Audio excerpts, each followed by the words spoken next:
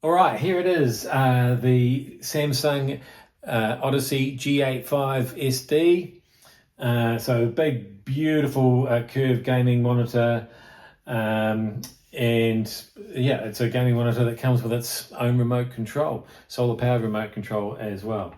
So let's fire it up and see what we've got to look at. Um, I don't love the way that the gaming bar comes up every time when I've got the computer plugged into it. I haven't been able to figure out why it does that or how to stop it doing that. There might be a way, but yeah, my major issue with this monitor is that it gives you too much. There are just too many different customizations and settings and functions and different aspects to it that it's really confusing. And unless you've got half a day to sit down and read the manual from front to back, and even then I don't know that you'd be all over everything that this monitor has to offer. So yeah, is that a complaint or is that just an indictment on, how I just can't handle this stuff? But anyway, moving on. Yeah, when I first plugged in my MacBook Air, I had a great deal of trouble setting it up. I think that was because of how my previous monitor set up with the MacBook, which was a twin display, and the external display was set as my main display, not the built-in display. And I think once I got to the bottom of that, we managed to sort all that out, adjusted a few settings here and there, and now it works great. So yeah, it's certainly not just a plug it in and away you go situation. There's a lot more to it than that. But yeah, now that I have got it all going, you can see here, I've got this fantastic 34-inch screen. There's no glare on here at all, even though I've got a window directly behind me, which is, it's definitely a non-reflective screen, which is great. 34 inches means that there's plenty of room to open two full-size browser windows there. That's just like having a dual monitor display, really, once you get all that going. But of course, you're probably here for the gaming, so let's have a look at that.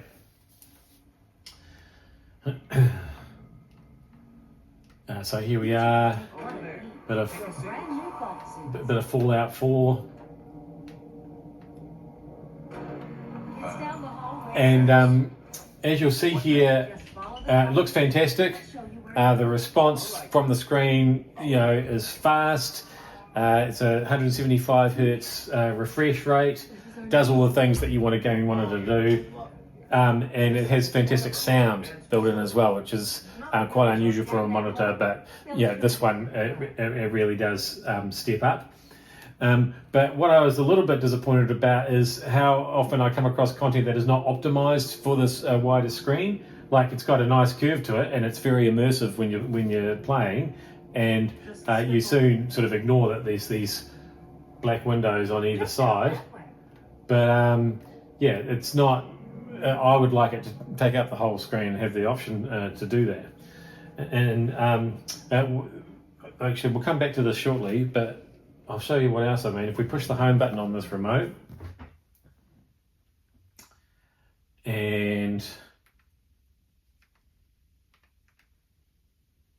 go to the actual home screen, bring up my apps. See what I mean? There's just so much stuff. There's too much stuff. And it's not easy to customize that to, get quickly to the things that you want. If we open up Netflix, so as you can see, the monitor itself works pretty much exactly the same way as a high-end Samsung TV.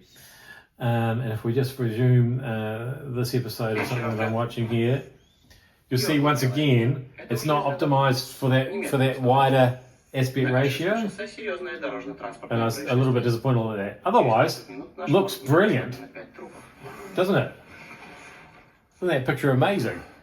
And once again, the sound and everything, sounds really, really good. So if I just take you back, see, this is what I'm talking about. No, that's back to Netflix. I don't want to go back to Netflix.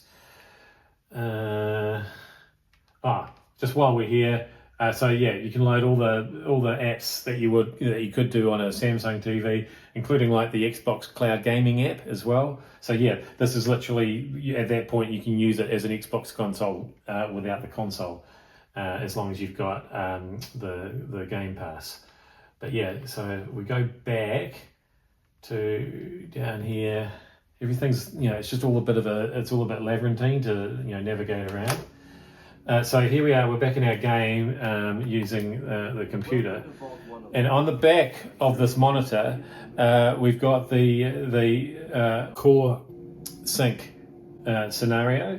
And so that's that RGB lighting there. And you can have that set up to, your own theme with your own colors, or just cycling through all the colors.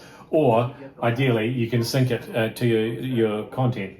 Now it's doing that at the moment, and although I've got this nice white wall behind the screen, I can't see any of those colors because it's daytime.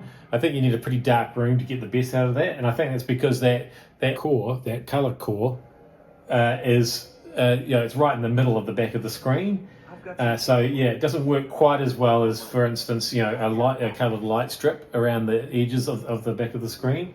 But it's still, it does the job, and it gives you, it makes the experience all that much more immersive. So yeah, I mean, generally speaking, I have absolutely loved using this monitor. It's so fantastic having those built-in speakers, so you don't have to have an extra sound system plugged in, and it's just so much space to do everything that I need to do. So my video editing, you've got this lovely big display, and the fact with that anti-glare coating as well, that's one thing that I really appreciated, especially in this office situation with the window behind me. So yeah, all in all, once you've figured out the settings that work for you, and you're going to have to set aside some time to do that, I think you'll find that this is it's one of the best.